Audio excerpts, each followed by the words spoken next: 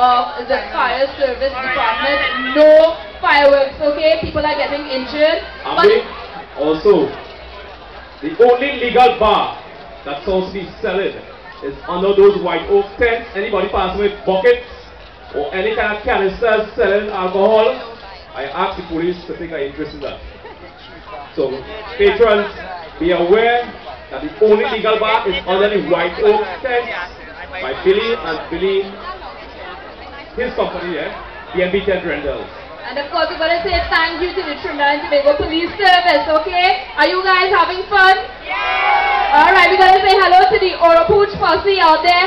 And thank you guys for supporting the National Salsa Competition. Next on stage, we've got playing firstly the Zikora hand, followed by the Kabir Punk hand, then the Dingoling, a rhythm sound creative piece, then the steel band hand. We've got on the tata Rupchan Sami, followed by Saleh Sanjay Nagura. On the bass drum, Ramdev Mangaru. On the drum, Peter Yearwood. And of course, dancers, Malik Rhythm dancers. Let's hear it for the Malik